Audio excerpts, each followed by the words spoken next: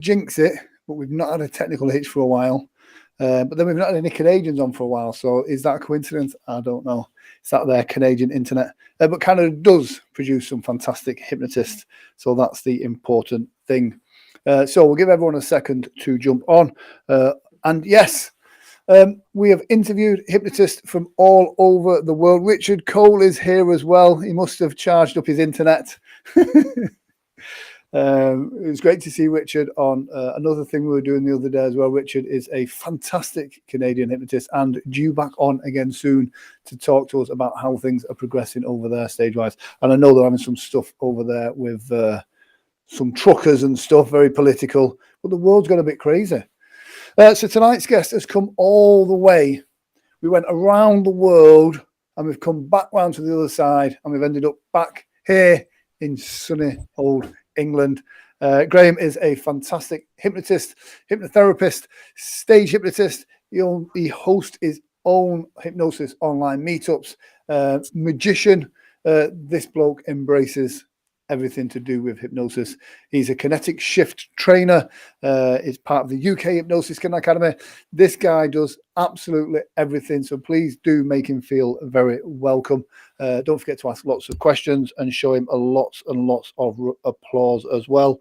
Let me just check. I've got everything on here. It says the video should start soon, but hopefully we are live and everything's well. So please make some noise, hit your emoji keyboard, show the applause for the one and only Mr. Graham Webber.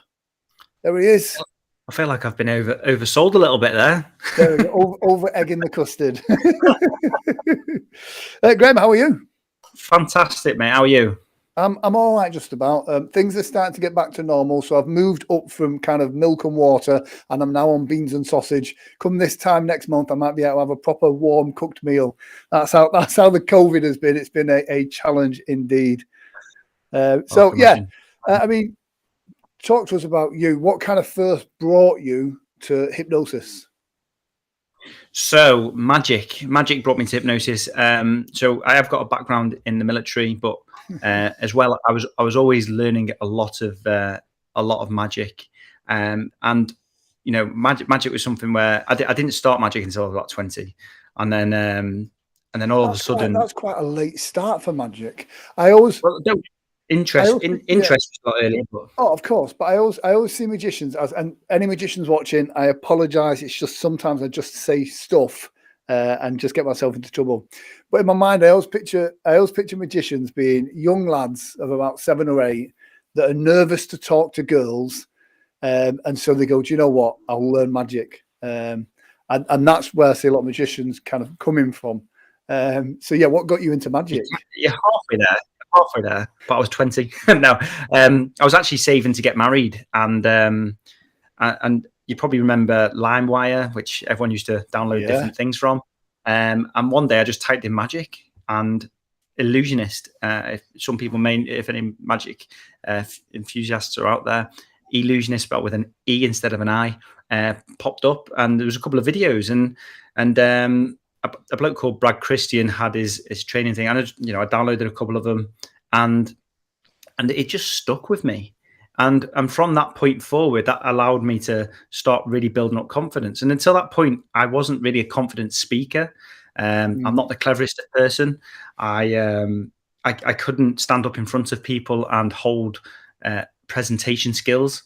And all of a sudden, I had this power that I could create an atmosphere around people of awe, where people are like, "Oh, did you do that?" or making things different. And the other thing was, I was never protective over the skills. You know, it's not that I'm not telling everyone all the secrets, but if I messed up, I'd kind of say, "Well, this was actually what I was trying to do," and then that gave them the element of being able to say, "Well, actually, yeah, you did it better this way," and the practice. And it was quite funny because at the time I was based in Colchester, and every time I ended up on guard, everyone knew me as the magic guy because I'd have a deck of cards and I'd just be spending 24 hours, apart from when I was on the gate, practicing. And yeah, so that then led to the Zap. I don't know if you ever remember the Zap DVD. Yeah, I can't remember his name I now.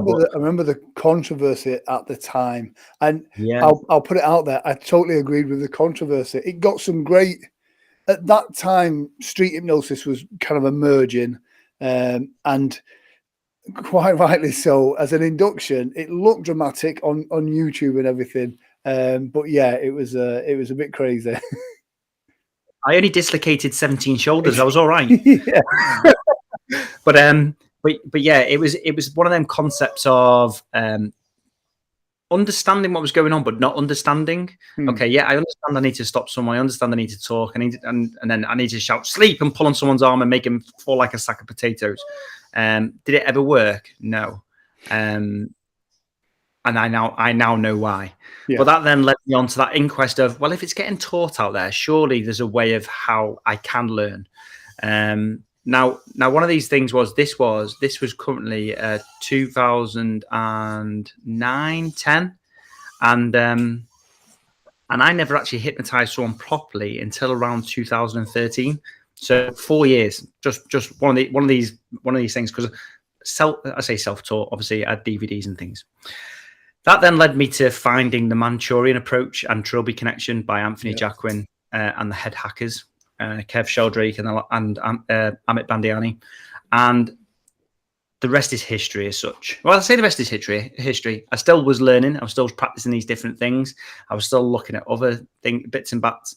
But the one thing actually which probably made it the most was Rob Temple's seesaw induction. Now, obviously, I hosted you and Rob for the Clubhouse chat that we normally do, and as I said there, it was the seesaw induction of what he did of my first induction that actually made sense, actually made me understand what I was doing and allowed me to go through the process. So one day I was doing some magic to some people, and they just said, "What else you do?"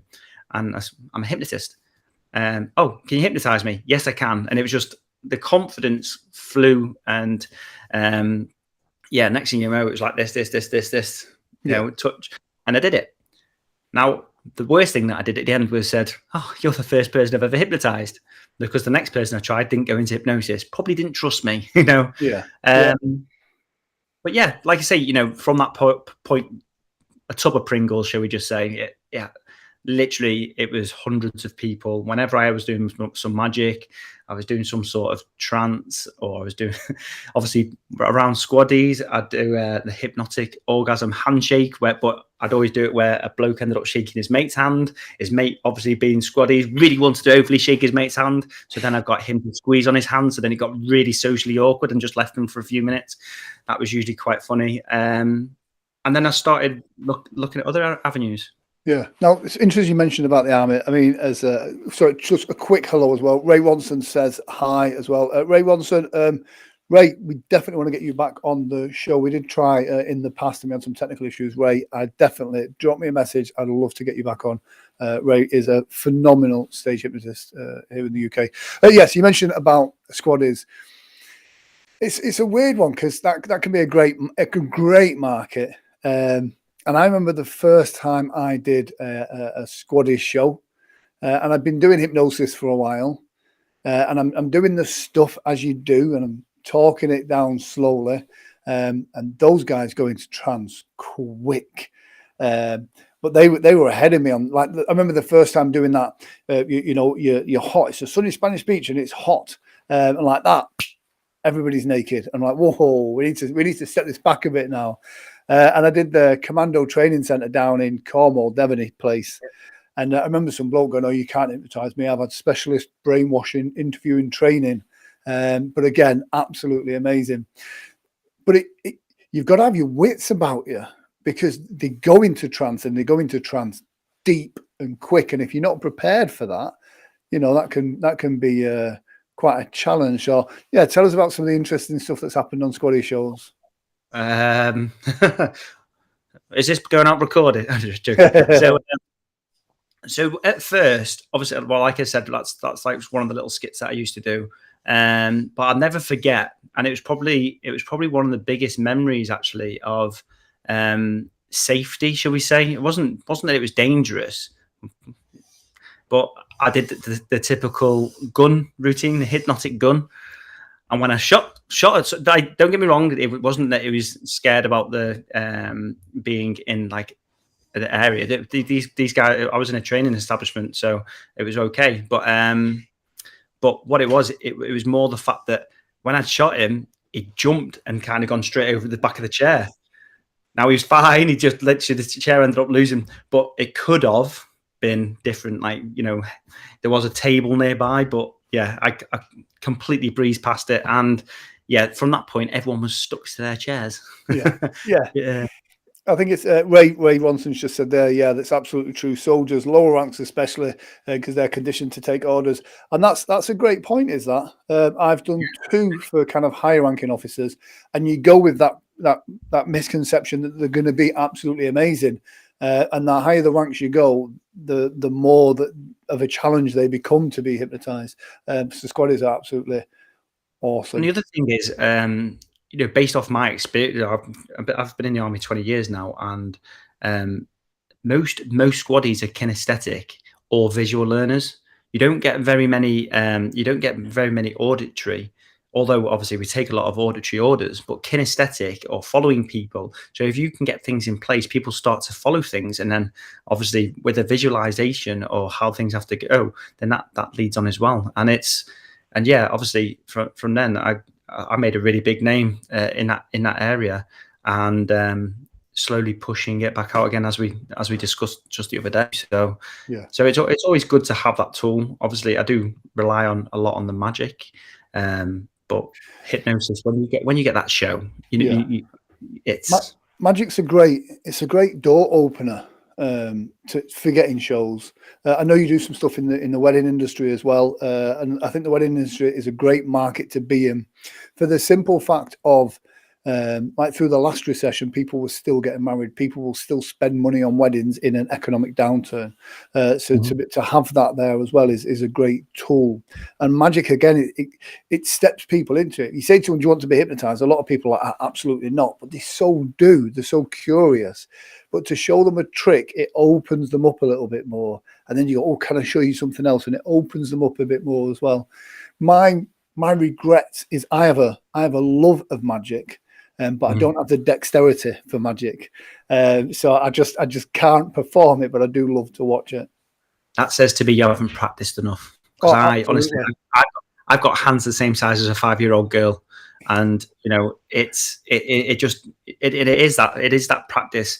You know, through hypnosis and magic, I then learned guitar. I then learned other things and stuff, and it just comes down to that belief of if someone else can do it, so can you. Yeah, and I never learned that. Like I said, I never started until I was 20, and it changed my complete life of the way of how things can work. So anything you can, and sometimes it can be if maybe you just need that coach in order to show you the things which you're not doing is right, and how things can change. If you're trying to go straight off a Master Magician's DVD sort of thing, that'll be a completely different input to reading a book, say. You know, you may perceive something wrong. So. Or maybe you're just trying to do too much of a sleight. Yeah. And I think exactly what you said then about the kind of like learning magic from reading the books. It gives you so much information, but then there's the element of the stuff that you're just perceiving wrong, and that can be the difference that makes a difference. And that's the same with everything. If you're learning to plaster a wall, or if you're learning to hypnotize someone on stage, actually having someone that can teach you and show you makes a big difference. You're one of the few guys, especially here in the UK, that does span that kind of, you know, you do the stage stuff, the entertainment stuff, as well as the kind of clinical stuff and the serious stuff as well, which I think you do really well. I know you're part of the UK Hypnosis Academy. I know you're always on podcasts, you're always doing something. How do you think one helps the other? Do you think that your therapy makes people think that the stage stuff is going to be one way, or do you think the stage stuff has a negative or positive effect on the therapy stuff? I don't overly advertise the two together. I do, you know, if someone asks, like I said before, I'm not protective over anything. I always like to say it straight. But I always do mention, especially to clients who think they're going to struggle, I'd say I also do stage hypnosis, but that's a completely different world. Today, I'm coming here to assist you with something. You want me here. You know, I'm not here to try and make you do something, and you're not here to try and make yourself go into hypnosis to cluck like a chicken. So if you want this to work, all you need to be able to do is listen to what I'm saying, close your eyes, follow this, that, and the other, and I go through the little example of just close your eyes, think about someone you love, a parent or someone who means something to you, and imagine them cuddling you. Can you feel that? And they'll say, yeah. I say, open your eyes. How could you feel it? They're not here. So we're already showing how we're tapping into this much. How about if we take it a lot further? And yeah, it comes to that point then of making them realize what it is that, and what boundaries they need to go into. And if something that made me realize, and I've had quite a few people before on courses mention it, is how do I not fail? Now, one of the reasons is because I don't really fail very often in magic. I really do fail often in magic, but I have outs. Yeah. If I fail and I've got no out, I'm just straight. I had a birthday party a little while ago, and he went, "What happened?" I went, "I fucked that one up." What was meant to happen? I went, well, this was actually meant to happen, but I couldn't get out of it. Yeah. But with hypnosis as well, if someone doesn't go into hypnosis, it's, oh, that's it. That's interesting. Let's try this avenue and go for something, a different induction, which may be more visual or maybe more like, especially if someone's hand doesn't stuck. Oh, that's quite interesting. Why don't we try this and freeze something in, try and make someone forget something and then anchor it onto the other thing and play around. Zach Pinsence was on a couple of weeks ago, and he had a great video. And it was nice to see a hypnotist put a video up of things not going the way that it wanted to go. And it was brilliant. And I think it was either number or name amnesia. And he's done it and he's said it and he's gone, your name has gone. And she said a name or the number, whatever it was. But rather than panicking at that, like most hypnotists tend to do, like, oh, it's not working, you're obviously, resistant to hypnosis. He's worked with it and he kept going and he kept going. And I think that's something that, like you mentioned then about magicians having an out. Having that out gives you that patter. It makes it easier that, if that's not going to work, just keep going, because if they know you've messed it up, it does have that negative effect. So it's one of the things. I'll be honest, I always kind of thought magic and hypnosis, I didn't like how, to me, back then, magic undermined hypnosis. Because I kind of thought people see a magician doing hypnosis, they think it's a trick. Mm-hmm. However, now I also realize that most of the people that are really successful at this stuff kind of come to it from a magic background as well, because you've got that patter and you've got that out. So you tend to become better hypnotists. So in one sense, it actually in the long run has done the whole industry a favor. I think the biggest thing as well, and something I was thinking about just before, is the ability to crowd management. So if one of the things is they're called the magic box as such. And you think about this area here, obviously it would be a little bit lower down, but this area here is where I'm going to be doing my magic. Like, even now your eyes are focusing on my hands because where it is. But if my hands come over to here and I'm still looking at that box, you will look at that box. But over here, I'm doing something completely different. And when you get used to how and where people are looking, if you're doing a stage show, you may want the audience to be looking at one thing, but in the other way, you're actually whispering to someone the next suggestion or something as well. And then that crowd participation, that audience management naturally flows as well. And yeah, you can play many a factor onto that.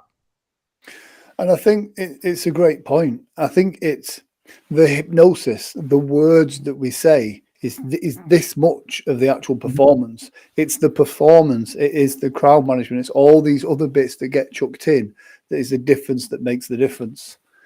And the biggest thing as well is nerves. If you've got nerves, it shows. Like we briefly said the other day, I did my first hypnosis show in 2 years over Christmas, and not that I buggered it up, but I never got as many people as possible, and it's just because I was nervous. I rushed a bit, and I forgot simple compliance rules. And luckily, I had two really good shows, but they could have been so much better. Yeah, and it's just my first show back after COVID. And I was quite lucky with shows, and luck was all it was. But the first show back was when they first opened venues, but you had to be in a beer garden. And I went there, and I'd love to say I did an okay show, but I'll be dead honest, I died 1,000 deaths, and I've not died like that for a long time. I consider myself quite good at what I do, but I died 1,000 deaths, and I got one person in the end, and I thought, you know what, it's okay. You know, I've got one, and I remember doing the kind of, you know, for £1 million, what is your name? And she looked at me and went, for £1 million, it's Sharon. And I'm like, fucking hell. Do you know what I mean? And that was the end of my show. And I'm like, oh my, that was just ruined. But it blew the cobwebs off. And you kind of come away going, oh my dear, I need to just focus a bit more. And yeah, absolutely. Yeah, I see. Ray Wilson says, I don't believe mentalism and magic mix. Audience believe the mental is simply another trick, which it is, of course. Exactly. Yeah, I always kind of say, or for me, I like to see a definite separation between one and the other, because it is. And I got into trouble with quite a well-known magician locally. I was at a business show, and he was doing the business show stuff that they do. And I remember him saying to me, he says, oh, yeah, do you want to see a trick? He asked me what I did. I can't remember what it was. But I was, at that time, it was before COVID, and I was quite arrogant with it. And I've gone, no, what you do is tricks. What I do is magic. How to influence people. Yeah. And I think it's having that separation between the two. What hypnosis is magic. We use words, and it just creates this a life-changing moment for that person watching it. And that was the addictive thing for me is, I'd done so much time of, I'm going to make this card do something, and actually all I'm doing is a top palming it, placing it into my pocket when they're not looking, because they're actually still looking up at this deck up here, whatever. And all of a sudden I was doing something, and like, how are you doing this? And my honest answer is, I don't know, but it works. It is real magic. Yeah. One of the shows that I once did at first, I was doing some card tricks and some bits of hypnosis, and this one girl kept following us around everywhere. Never, wasn't like interested in hypnosis. And then at the end of the night, she goes, "Oh, can you hypnotize me?" I went, "Yeah, sleep." And she stood up, put her head, and I was like, "What'd you do? What'd you actually do at that moment?" And obviously, for that, I just brought it back around, sort of thing. Go. I always like to, if ever I'm doing sort of street stuff, I'd always leave with a positive suggestion. And this was pre-therapy sort of side. So that then gave me that moment of, putting it in place of that. I was always given a gift back. Someone volunteered their time for me to make them look stupid. That then put that back. Yeah. So just a comment that has to be addressed here. And Natasha is late. So I hope you've got a letter. Excuse you, my letters. Denis Ridgeway says, how come all great hypnotists are losing their hair? First of all, thank you. I don't. Yeah, one. I could call myself an okay hypnotist. I'm not losing my hair. So you're the great hypnotist. So how to win friends and influence people there, Dennis. And Richard Cole, who has a lovely long locks of hair, says, "Hey, Dennis. I resemble that remark." Yes. I do find it interesting how I don't know so much in the therapy side, but I know stage side is a lot of stage hypnotists do have demons. I don't know where we go from hair loss to demons, but it is that moment sometimes. I always say my success is not about skill, it's about persistence. I've been in the market a long time, and I just keep going. I realized a few years ago that it doesn't matter if the audience hates me. If I just keep going and I get paid, I can just stay in the game. And that worked out okay for me as a plan. A lot of people I've seen, some really great hypnotists come up, then have a challenge, and then another challenge, and then they step away from it, because sometimes you just don't know what's going to happen. Tell us about your most challenging show and what you learned from it. Oh, most challenging show. It was probably it's not my first, but it was my first proper civilian show. So most of my shows at this point was based in camps, and this time I'd pushed it out to help a pub by bringing on a show, bring more sales in and stuff like that, and just work along, and I got a bit of practice.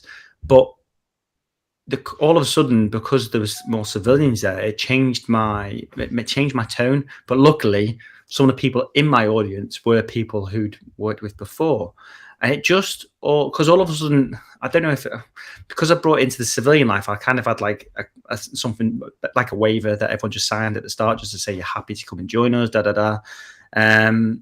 But yeah, it wasn't quite. I started off with 12 people or whatever it was, and then some of it slowly whittled down. I was getting some great responses, and it slowly whittled down. But it wasn't that it was the worst. It was just, I think it was just that first moment and flapping. And it comes back to that 4 years.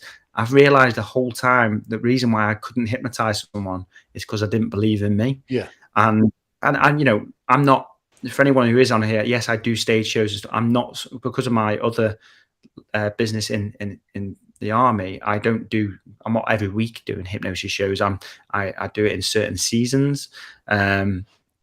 So it's not like I'm like you out every month doing multiple shows. So the biggest demon is just believing that I can still do it and knowing that I can still do it. Now, granted, that was my biggest demon back in December. But the first from 10, I've gone from 10 down to that's me. Sorry. If you're from Liverpool. She says, are you a scouter that's moved away and half lost your accent, or have you moved there and picked it up?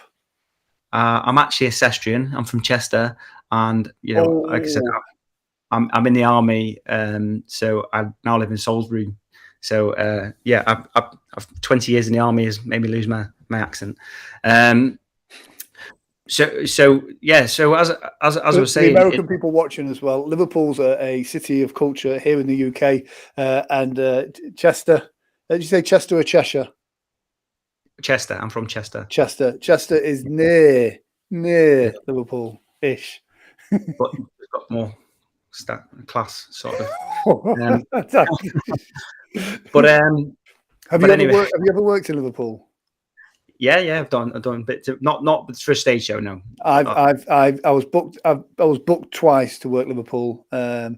First time, another hypnotist who remained nameless, who's not on the scene anymore now, knew the DJ from when he worked abroad, rang him and went in super cheap.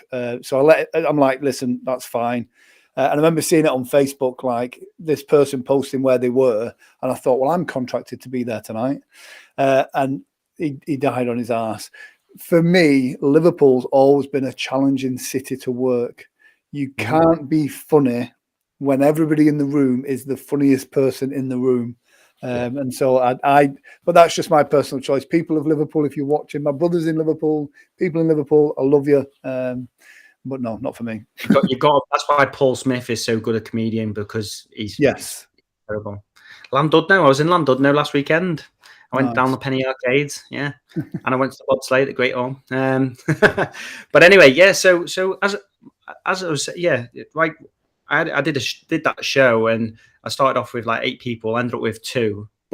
And I was there panicking, thinking, "Oh my God, I hope that it was passed across all right." But then everyone comes, "Oh my God, that was so funny, that was brilliant." Someone wanted me to book for the wedding and things, and it's just like, I'm glad that it come across and it worked that way.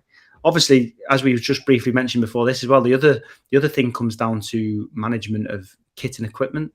Yeah. I've just upskilled recently to getting better equipment, but back to lugging around sound, or not being a sound engineer and making sure you're not getting too much feedback, or how do you manage your music? That's always been, for me, that's always been the hardest thing, because even if you get a fellow friend to come and help you, it's a lot of practice to get in tune. Like, someone who you take for your bigger shows, I'm mostly doing it to crowds in the military a lot of the time.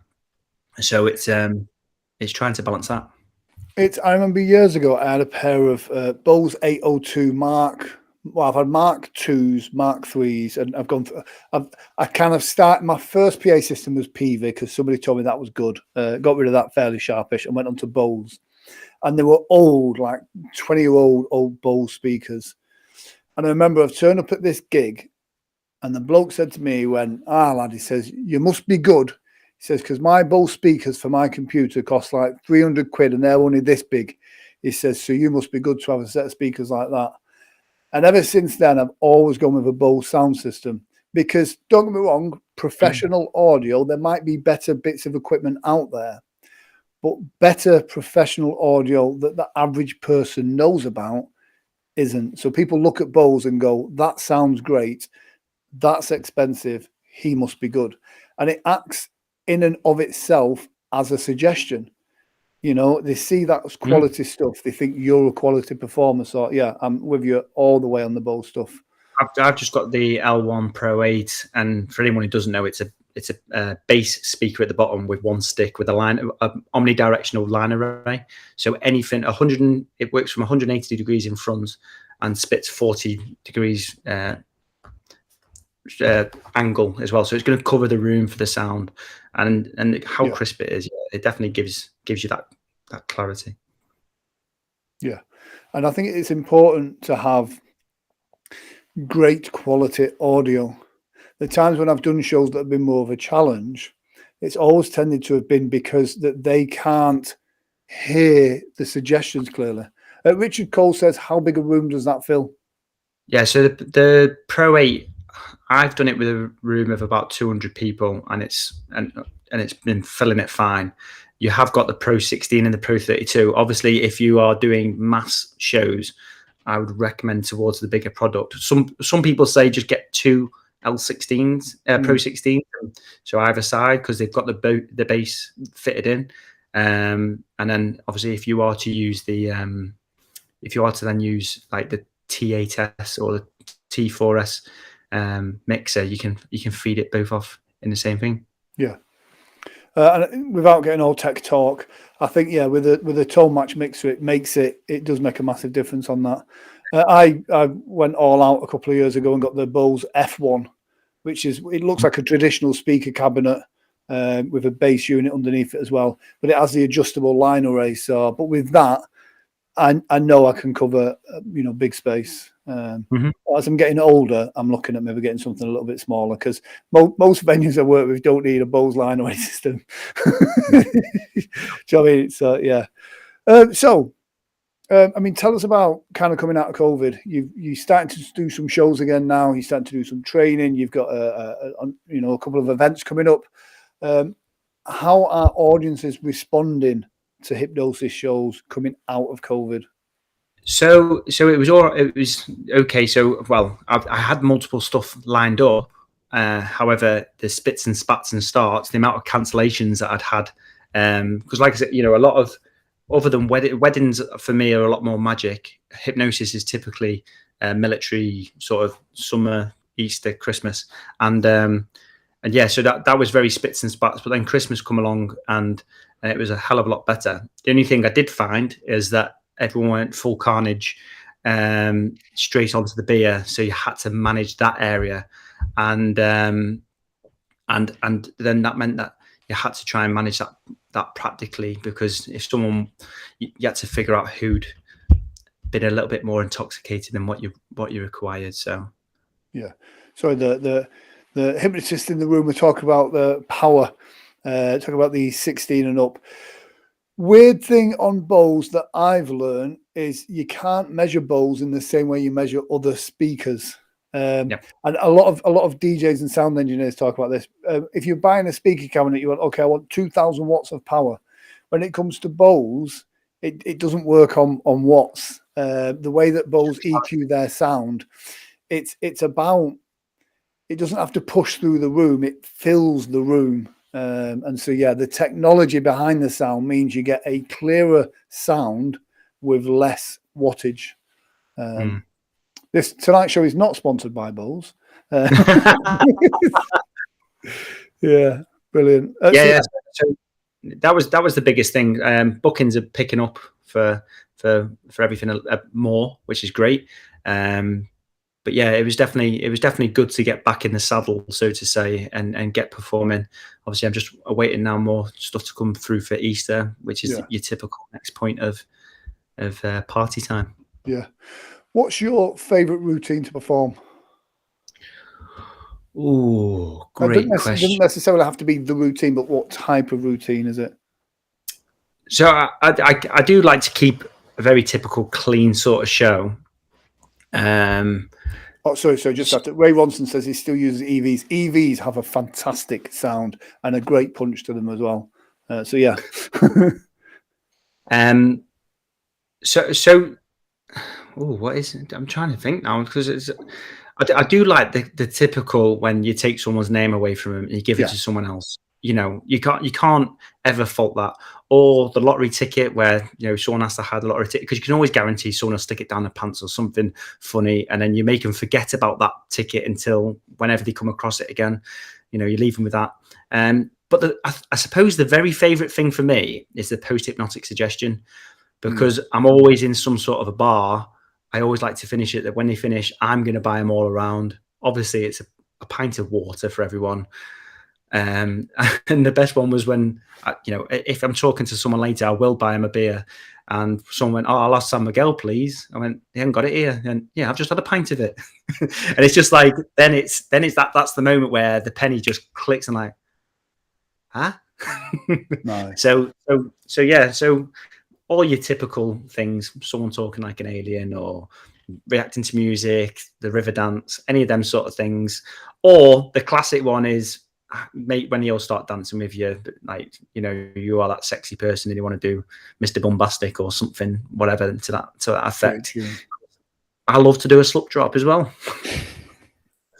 If I did one of those, my back would end up going out and I'd end up stuck in that position on the floor and everybody laughing at me. I once did a drop back on someone, and the dance floor had a Northern Soul night on, so there was still talc on the floor. And literally with my dress shoes, as I've started to go back, when the guy's put his weight onto me, it's knocked me straight off my feet, and I've had this big biker dude just land on top of me, and everybody in the audience was on the feet clapping and cheering at that point. And I'm literally stuck like a turtle underneath this big fat biker. It was terrible. Have you got that on video? No, thank goodness. Look, do you know what? And some of the older hypnotists, Ray Ronson especially, will know this as well. There was a time when there wasn't Facebook and everybody didn't have video phones in their pocket, and that was a great time to be alive.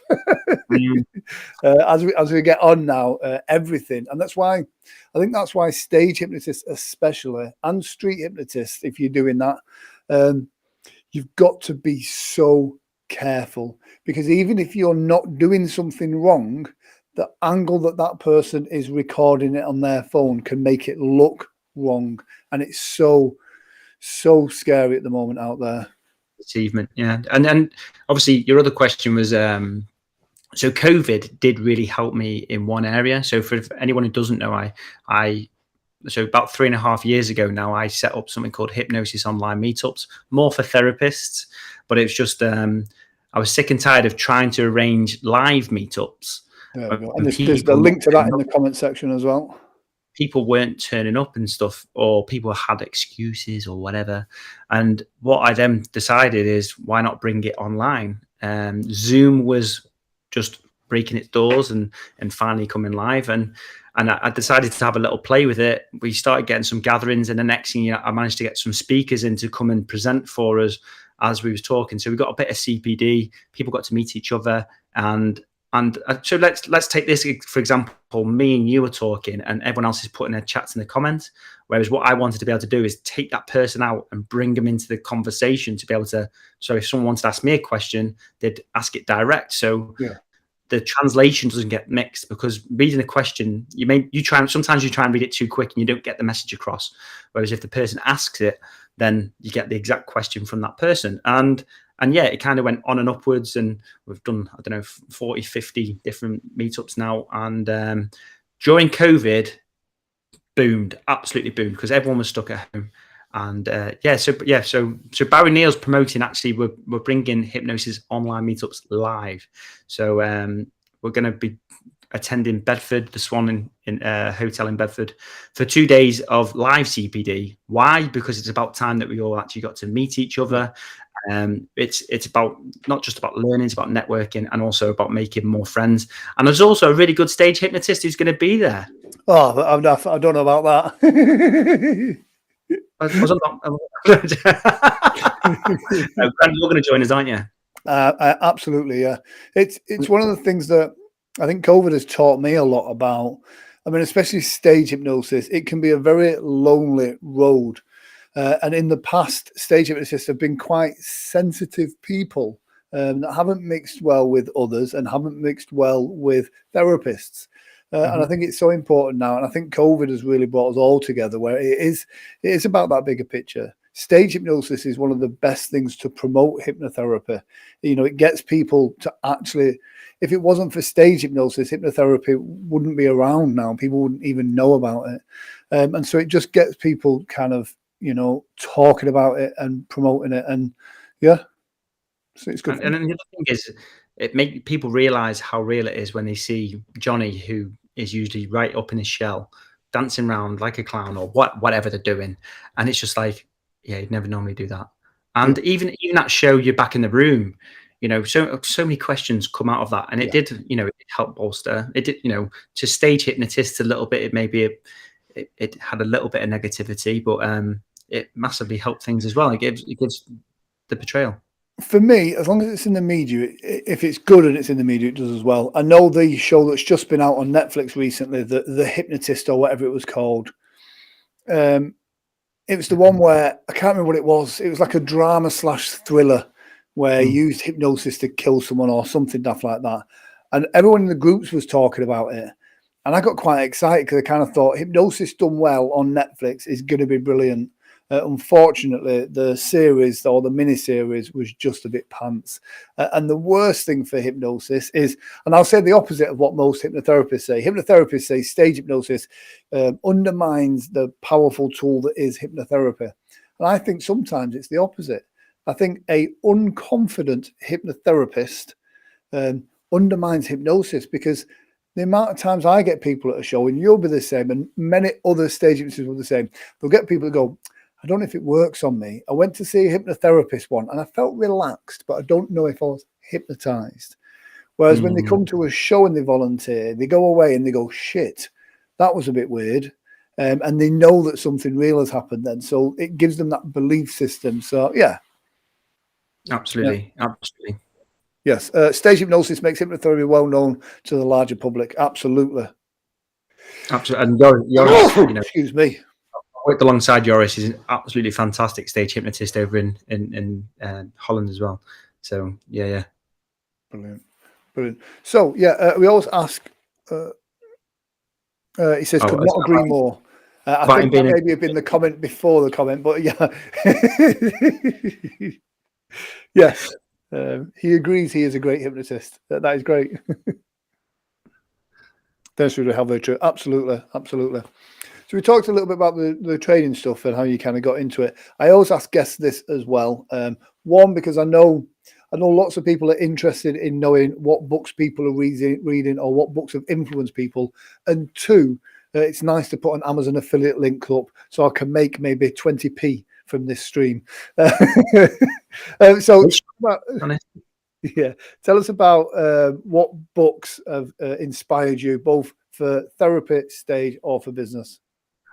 So I'm not a massive. Brian's going back to that point. Yeah, absolutely true as well. You know, it does work the other way. Some people come up on stage. I think it's so important how you dismiss volunteers so that they don't go away feeling like they failed or can't be. So yeah, great point there, Brian. That's actually quite a good point, because when that show that I said I only ended up with 2 people and people come afterwards, there was one lady who said how she hasn't been sleeping for years because of multiple reasons. She's like, I don't know if I can go into hypnosis. So I just literally did a 10-minute hypnotherapy session with her afterwards, because, you know, as far as I'm concerned, I've just been paid however much I got paid for that gig there and then. So why not help someone and really sell it to them? And she's like, I don't think I can be hypnotized. Oh, just look at that spot for me. That's it. Concentrate, you know, there we go. And a fella was looking, I was like, oh my days. And yeah, and obviously be able to help from that process. But I'm not a massive reader. I said this to you before, but one of the books that I actually first read cover to cover, obviously other than school books, was by John Chase, Don't Look Into His Eyes.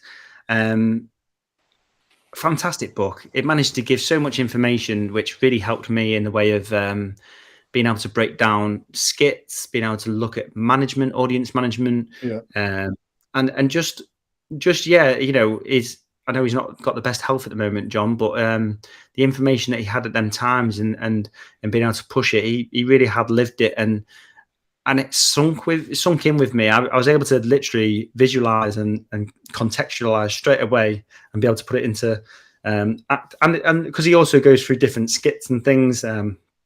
It just really helped that you could flick through the book and you can remember some things that, because let's face it, unless you're doing it every single week, every day or whatever, sometimes setting up your skits is like being in a band and trying to think of what songs and what order you should do.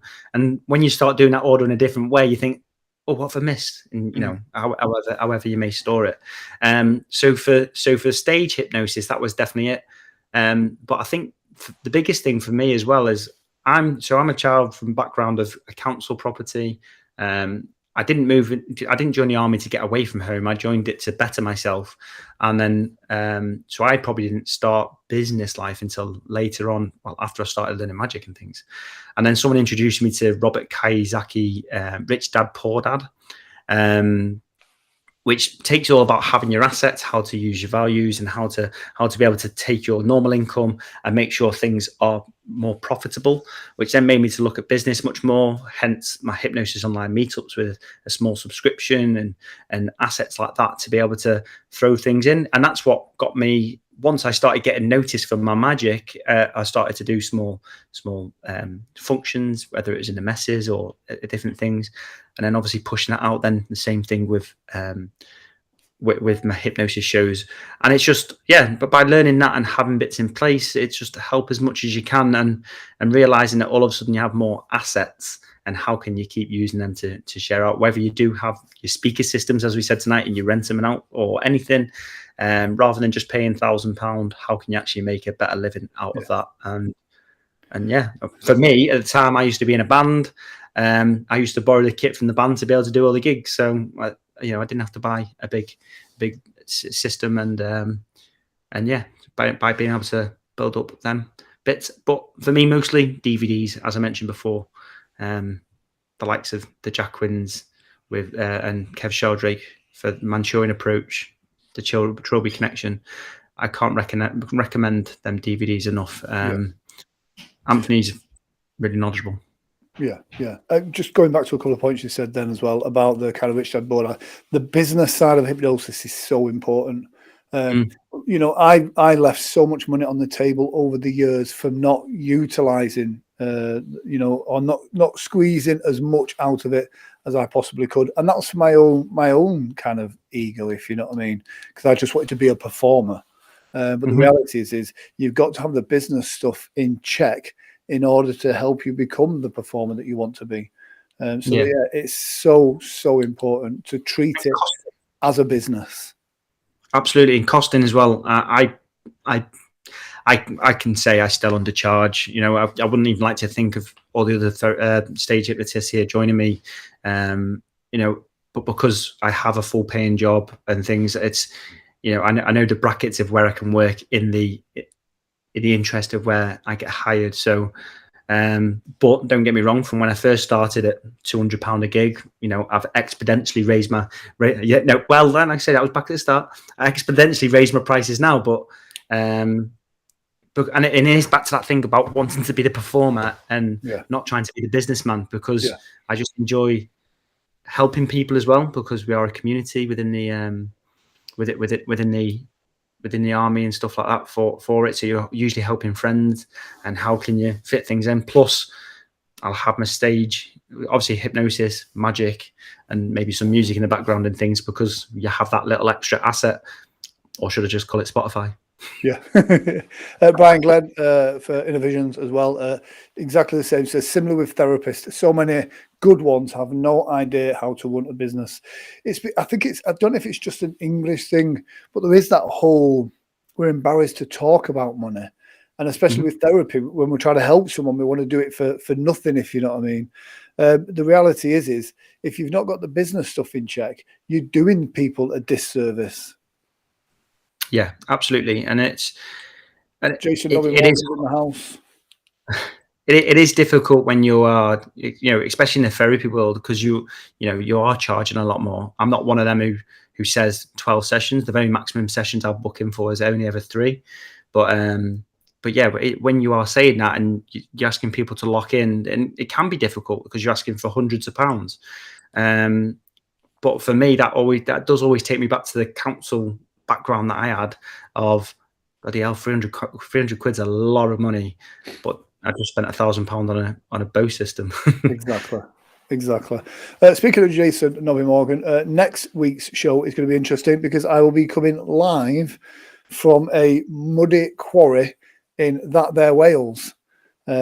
Jason has once again used his powers of suggestion to make me want to get muddy and dirty. And if anybody knows me, and as they do, me and mud don't generally mix. But for some reason, that man has me in a quarry, knee deep in mud. So that's where we're going live from next week. Happy as a pig. Oh, do you know what? It's such a great escape from the real world.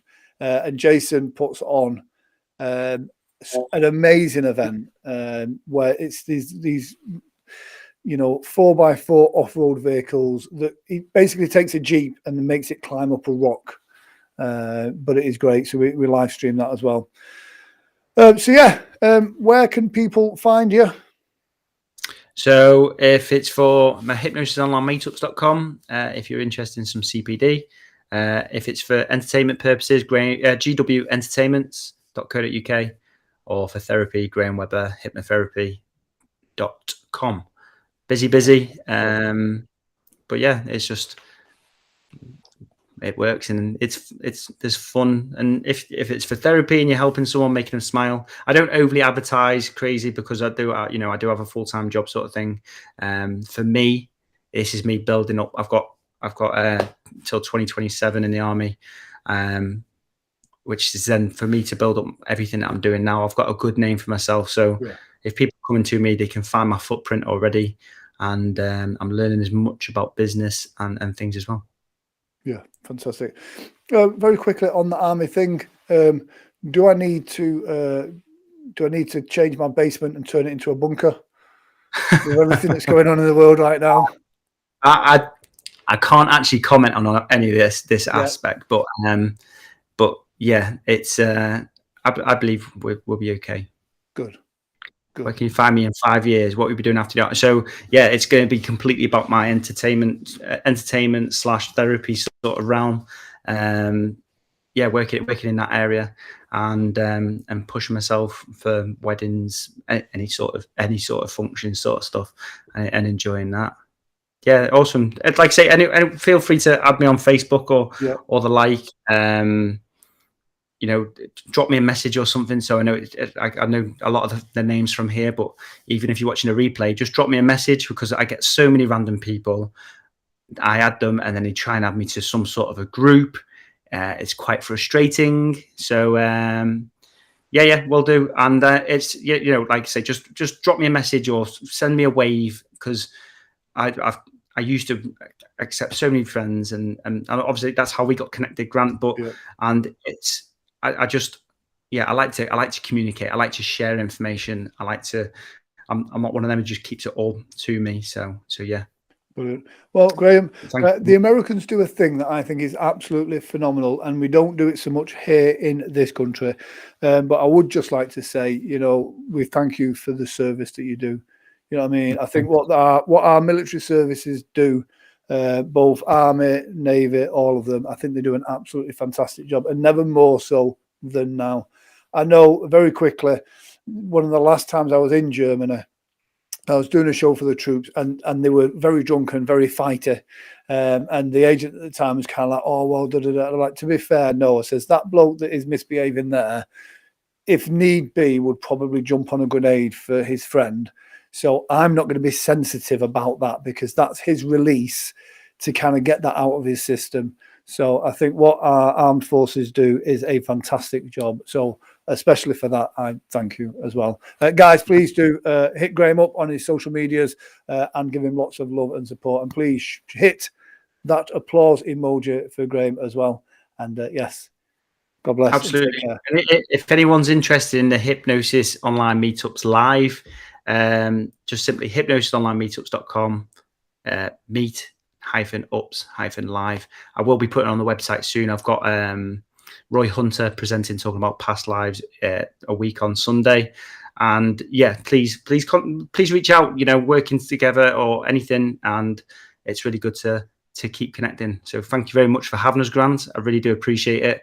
And yeah, everyone, thank you very much. I can't appreciate it enough. Thank you. There we go. Cheers, guys. Take care. See you next week. Don't forget, if you're watching this on YouTube, please do like and subscribe. And yeah, take care. God bless. You give everyone a lolly, don't you, for subscribing? Personally, a lolly. Cheers, everyone. Take care.